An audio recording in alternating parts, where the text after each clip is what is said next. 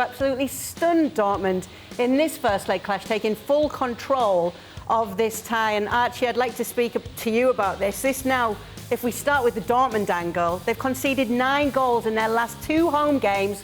What is wrong with their defence?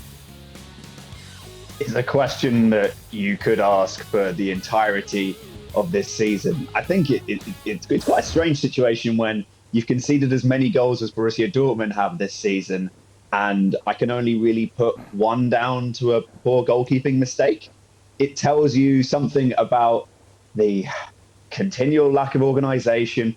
Hear the same things in the press conferences about how they've rebranded their struggles with mentality this season, Dortmund, and it just the same stupid mistakes keep on happening. Tonight, another poorly defended set piece for the second goal.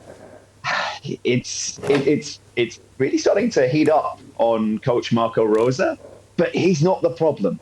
You have to look further up. I said it before on this show that Michel Zorc, the sporting director, who's leaving in the summer, making way for Sebastian Kehl, he has done some poor business. The squad has not been well planned. The fact that your 2 leading players are 21 and 18 is not a real platform for success. The 21-year-old there, Erling Haaland, was sitting in the stands tonight with a beanie on which said "whatever" across the front of it. And to be honest, I think it summed up the way that a lot of Dortmund fans feel about it now.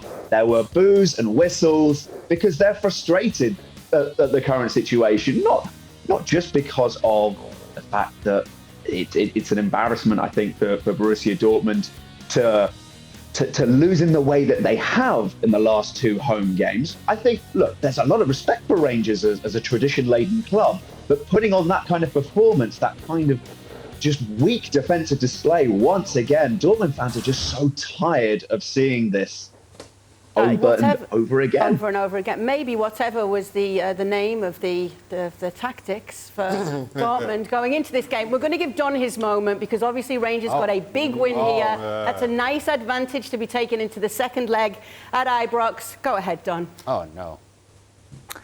Well, what's the angle? Because Rangers were absolutely brilliant. They really were. I mean, Ryan Kent was sensational on the wing, and I was watching the game and watching it closely and analysing the game.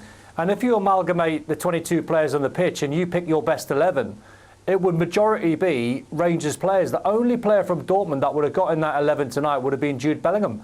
He was the only one that had some fight. When his team were behind at 3-1, he rolled his sleeves up. He scored a fantastic goal. He took the fight. He was driving on. It really mattered to him. He really, really cared.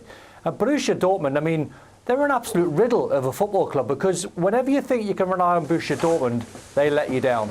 I said tonight, Borussia Dortmund are the best team in the world at letting you down. Just when you think everything's going to be fine, they put in that type of performance. It's normally against Freiburg or it's normally against Mainz in the Bundesliga, but they drop a performance in that just makes you scratch your head and think, wow, they are way off it. And that back 4 tonight, I mean, Akanji weren't good enough. Mats Hummels was getting slower and slower. He's had a brilliant career, but top-end football is not made for him anymore.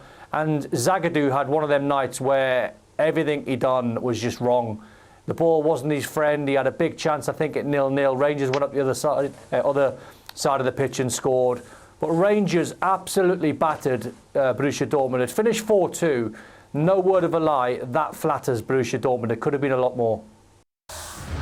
Thank you very much for watching ESPN FC on YouTube. For more highlights, analysis and exclusive content, be sure to subscribe.